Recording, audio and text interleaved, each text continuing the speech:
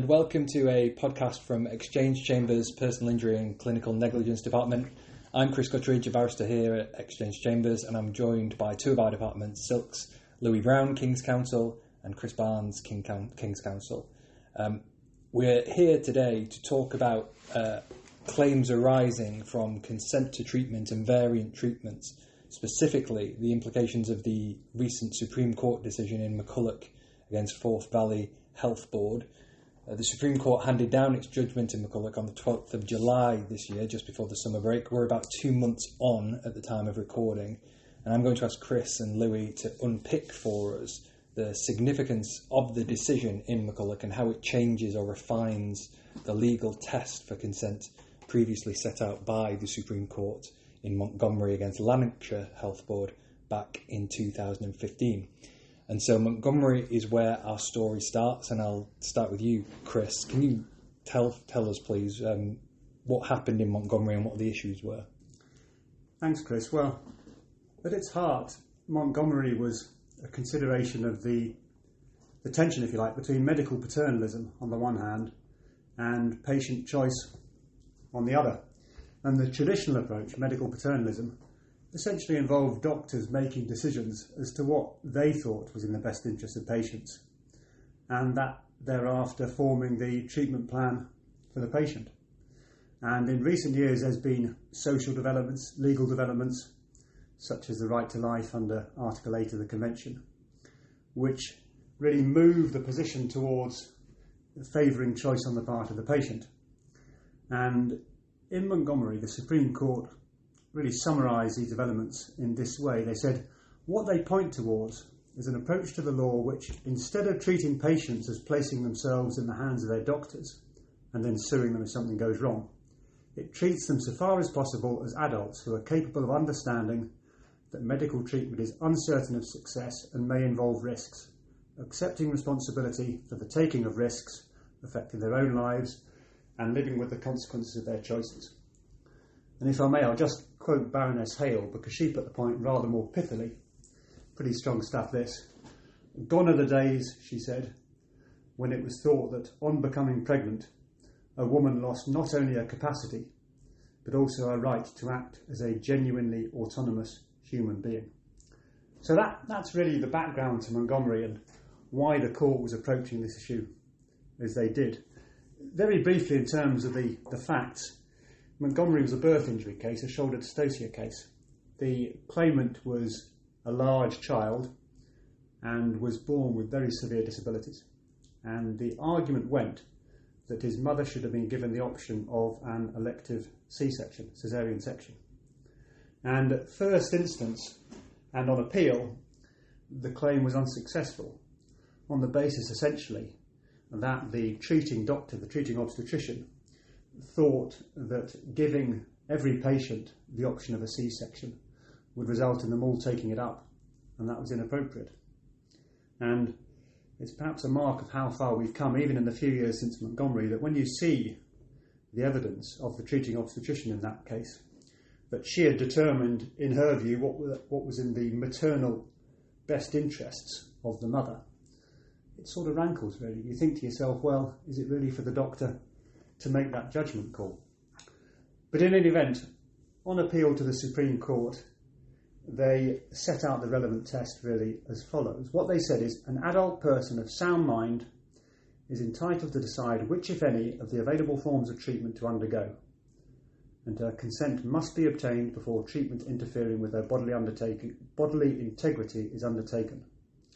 The doctor is under a duty to take reasonable care to ensure that the patient is aware of any material risks involved in the treatment and of any reasonable alternatives or variant treatments. The test of materiality is whether, in the circumstances of a particular case, a reasonable person in the patient's position would be likely to attach significance to the risk, or the doctor is or should reasonably be aware that the particular patient would be likely to attach significance to it. Significantly, and this was one of the points that gained widespread traction in the legal press, the court held that the Bolam test does not apply to the assessment of whether or not the patient had been reasonably and properly consented. And finally, there were a couple of really quite favourable comments made by the Supreme Court for the guidance of judges interpreting this test. Firstly, the assessment of whether a risk is material cannot be reduced to percentages. So you can't simply say the risk was under 1%, therefore it's not material. It will depend entirely on the facts of the case. And what is material to one claimant might not be material to another. Secondly, and I think significantly actually, the doctor's advisory role involves dialogue, discussion, so that the individual patient can understand the pros and cons of the various different options. What you cannot do is simply give them a lengthy consent form, bombard them with technical information, and expect them to make a reasoned choice. So some quite helpful commentary there about the efficacy of a consent form when it comes to defending this sort of case.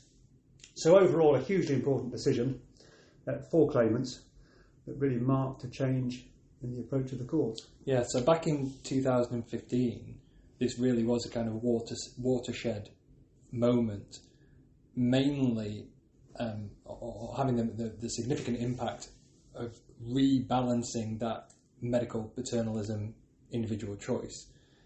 And what it meant on the ground in claim neg cases was that it became effectively easier to succeed on a consent argument than it had been before. Yeah, undoubtedly. I mean, frankly, anything which takes away the Bolam test, anything which reduces the impact of the Bolam test has to be to a claimant's advantage, because we all know the difficulty of overcoming a defendant doctor's view when supported by an ostensibly reasonable expert. So yeah, really important, potentially very powerful weapon in the claimant's armoury. So removing Bolam from the consent equation swings the balance in favour of the claimants. And in the years that have passed since 2015, there have been numerous cases grappling with these issues, some of which have attempted to reintroduce a Bolam element whilst remaining consistent with what the Supreme Court is saying in Montgomery. And then we get to McCullough. And this, Louis, I think is where you're going to pick up the story. If you can tell us a little bit about the McCullough case and what the issues were there. Yeah, thanks, Chris. The Supreme Court in McCullough held that the Bolam test, which is referred to as the professional practice test, applies to a doctor's assessment of whether a treatment is reasonable, i.e. is clinically appropriate or not. Before looking briefly at the facts of that case and the reasoning of Lords Hamblin and Burroughs, with whom Lords Reed, Hodge and Kitchen agreed, the three central features of McCullough are these. Firstly, to discharge a doctor's professional duty of care, he or she cannot simply inform a patient about the treatment options that he or she prefers. Rather, once a range of reasonable treatment options has been identified, then unless the patient indicates otherwise, the doctor must explain all of those alternatives and the material risks involved to the patient. But a doctor is not obliged to tell a patient about treatments which the doctor does not consider to be reasonable, applying the professional practice test. And applying that test, a doctor is not obliged to tell a patient about treatments that the doctor does not consider reasonable, even where the doctor is aware of an alternative body of opinion which considers that treatment to be reasonable. Then turning to the facts, Mr. McCullough was only 39 years of age when he died on the 7th of April 2012. He'd been admitted to the Forth Valley Regional Hospital on the 23rd of March. Prior to admission, he'd been acutely unwell with severe pleuritic chest pains and worsening nausea and vomiting. Tests showed abnormalities consistent with a diagnosis of pericarditis. He was treated for sepsis. Over the following days until his discharge on the 30th of March, his condition improved. And on discharge, the diagnosis was of acute viral pericarditis and pleuropneumonitis secondary to bacterial respiratory tract infection. During that stay, his records were reviewed by a highly experienced consultant cardiologist, namely Dr. Labinjo. She formed the view that his presentation was not consistent with the diagnosis of pericarditis. He was readmitted to A&E at the same hospital on the 1st of April with central pleuritic chest pain similar to his previous admission. On the following day, he was admitted to the acute admissions unit and a repeat echocardiogram was instructed. A nursing note recorded nil further chest pain. On the 3rd of April, Dr. Labinjo was asked to assist in the interpretation of the echo. She was not the consultant who was in overall charge of his care, and she in fact was not aware that he'd been discharged. On reviewing the 3rd echocardiogram, she did not consider this was different from the first in any way which gave rise to concern. However, she took the opportunity of discussing the condition with him on the 3rd of April. On that day, he denied any chest pain, palpitations or breathlessness, and appeared well and engaged in conversation. Of central importance in the case was the fact that she did not discuss with Mr. McCullough the possibility of prescribing for him non-steroidal anti-inflammatories. She did not do so since when she saw him he was not in pain and there was no clear diagnosis of pericarditis. In the absence of pain, she did not consider non-steroidal anti-inflammatory drugs to be clinically indicated.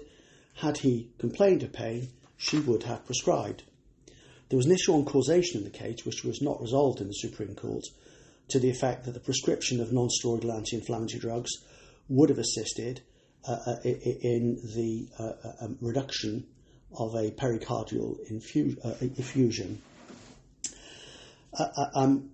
In any event, Mr. McCullough appeared to improve and was discharged home again on the 6th of April without any further input from Dr. Labinjo.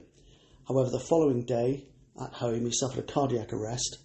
He was admitted to hospital and he died soon after as a result of a cardiac tamponade.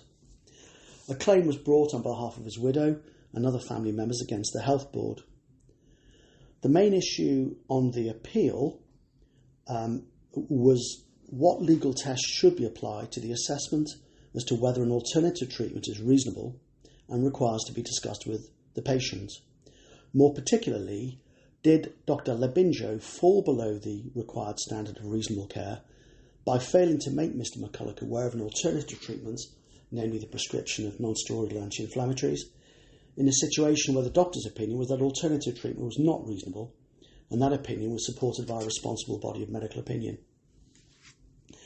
The Supreme Court held that the professional practice test applies to the assessment of whether a treatment was reasonable.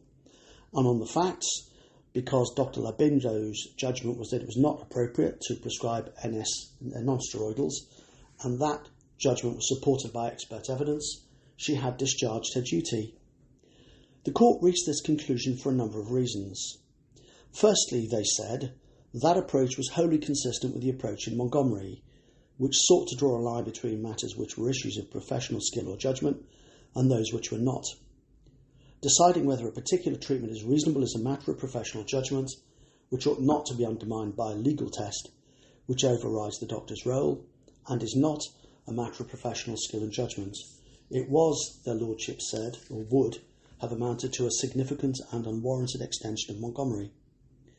Secondly, the Supreme Court held that the approach in McCullough was consistent with that in Juice v Worcestershire Acute Hospitals NHS Trust, the 2018 Court of Appeal case with Lord Justice Hamblin, as he then was, giving the lead judgment. And of course, he, together with Lord Burrows, gave the lead judgment in the Supreme Court in McCullough.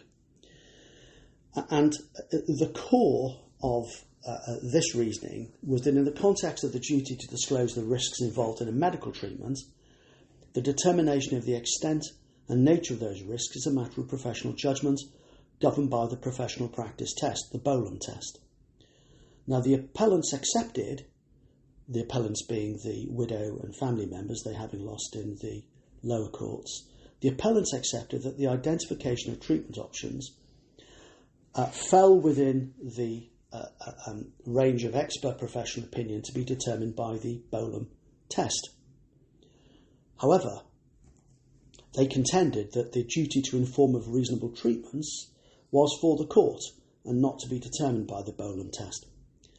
The Supreme Court rejected this submission and determined that all matters of professional skill and judgment were matters to which the Browne professional test should be applied. Therefore, it was properly a matter of the professional skill and judgment of the doctor to be considered in the light of any expert evidence. Now, the outcome was consistent with medical professional expertise and guidance. The court had received interventions from the GMC and the BMA, and their interventions had emphasised the importance of clinical judgment in determining reasonable alternative treatment options. Further, it was unlikely to be in the patient's best interests to bombard them with information about possible alternative treatments and their material risks, which the doctor did not consider reasonable. A filtering of information given to the patient was important. Two further matters were relied upon to support the policy decision. One was the approach advocated by the Supreme Court in McCullough avoided a conflict in the doctor's role.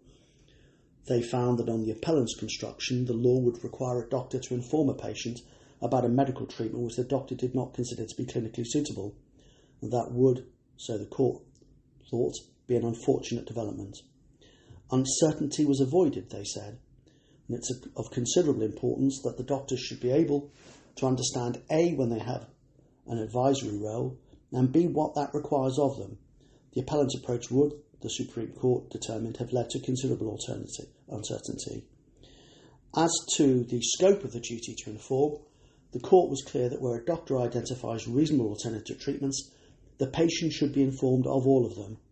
A doctor cannot simply tell the patient about the treatment option which the doctor prefers, and unless the patient expressly asks for less information, there was no basis on which a doctor should perform an additional filter about which treatment a patient is told. Now, where a doctor does not consider a treatment to be reasonable but is aware of a different view held by an alternative responsible body, there's no duty on the doctor to discuss that alternative view with the patient, provided the doctor's decision that treatment is not reasonable satisfies the professional practice Browne test. The doctor has no duty to tell the patient of the views of that alternative body of opinion. And just to pick up, Lou, before we move on, you mentioned the policy behind the decision and the practical implications by the fact that the BMA intervened and the GMC intervened, and their point was really we've got to avoid putting doctors in a situation of being required to discuss treatments that they themselves don't think are reasonable and bombarding a patient with a whole range of stuff without performing that initial filter. So that falls firmly within the professional practice test, and it has, putting kind of litigation aside, an obvious practical benefit to doctors on the ground in hospital wards. It would, but the court would rationalise it by saying it also has a benefit to the patient, and that the patient is being informed of a reasonable range of treatment options, and they can be confident that provided that reasonable range of treatment options is one that a responsible body of medical opinion would agree with, and provided material risks are explained, patient autonomy is protected. Yeah. So we're now, to kind of simplify and distill the test, it is the doctor's job, professional practice test, to consider the range of reasonable treatments, part one. Part two, once you've considered that range and decided for yourself what is reasonable, you've got to tell the patient about all of them, unless the patient tells you they don't want to know, for example. And the third point arising is that within all of that process, as the doctor is making his or her mind up about the reasonable range, he or she can be well aware of a different body of medical opinion that says, I'm in complete disagreement, there is this, that and the other treatment that you should be recommending, and applying Browne, they can ignore that as long as there is a body of opinion that supports that as being unreasonable. Provided the body of opinion is reasonable, yeah, and it doesn't fall within the Belitho exception. So that's it, isn't it? That Montgomery having swung the balance in favour of claimants winning consent/variant treatment type cases, McCullough, although on its face the Supreme Court is saying, well, this is what we're saying is entirely consistent with Montgomery. Actually, McCullough is bringing the pendulum back the other way in favour of defendants. And so moving on to the practical implications of all of this and where it leaves us, it's fair to say, isn't it, that whereas Montgomery made consent cases easier for claimants to win, McCullough might make them difficult for defendants to lose. I don't think it goes quite that far, luckily. I mean, I think the trouble with McCullough is that the facts of it and the alternative treatment that was being suggested was such an extreme option. You know, they say difficult cases make bad law. There was really very little expert evidence in support of the use of NSAIDs for Mr. McCullough. And I think, notwithstanding the test that resulted, if the facts had been as per Montgomery, specifically a failure to advise about the option of an elective C-section where there's a risk of shoulder dystocia, that there's no doubt that the court would have found for the claimant, even applying McCullough, because it would have been very difficult for any expert to suggest that a C-section wasn't a reasonable alternative. So I think it doesn't make it difficult for defendants to lose, but there will be a tranche of cases, perhaps right at the extreme edge of things, where you are seeking to argue for perhaps a more pioneering or novel treatment, where, yes, the pendulum has swung. Overall, I don't think it hugely changes things, but it may change the way in which we approach the cases and the expert evidence in particular. And just on that point, Louis, you mentioned the kind of Belitho carve-out, which is going to very much come back into play as a combat to a defendant's McCullough argument. Yeah, as will be known, the Bolam test is not a get out of jail card for defendants in all cases of clinical negligence. It's necessary to establish that any expert professional opinion, as relevant in any given case, can withstand logical scrutiny. If it cannot, then in Belitho, the court would be entitled to reject that opinion. So, I mean, I agree with Chris's analysis. I don't see McCullough as being an entire game changer for claimants in pursuing these claims. I think his analysis is absolutely right.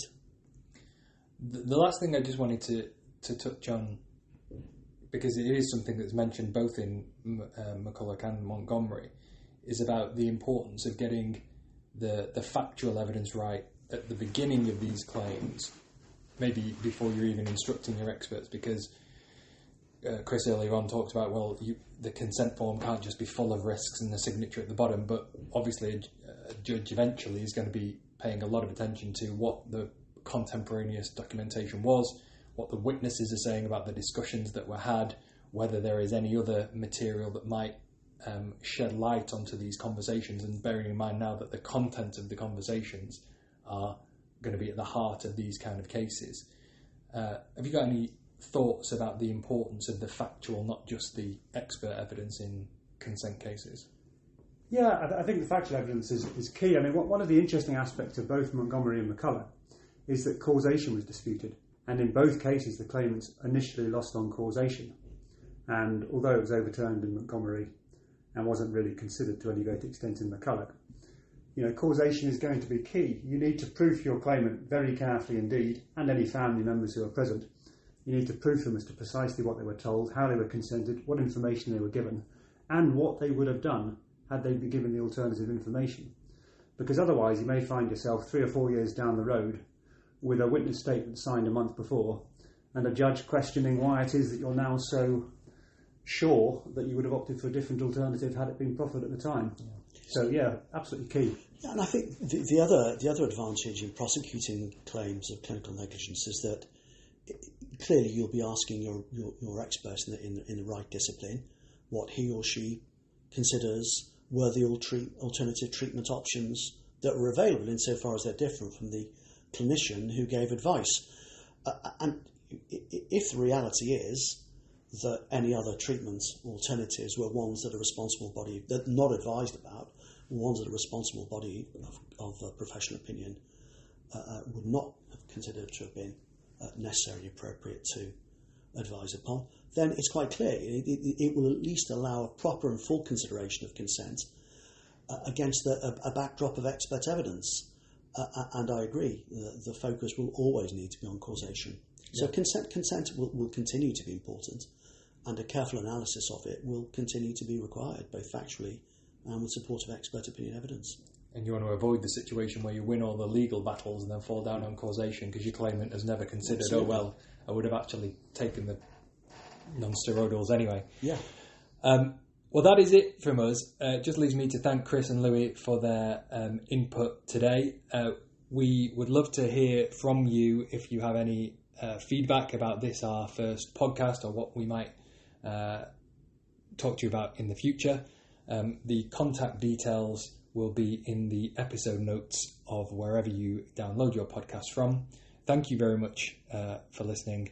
I've been Chris Gutteridge here with Chris Barnes, King's Counsel, Louis Browne, King's Counsel, and we will see you again soon.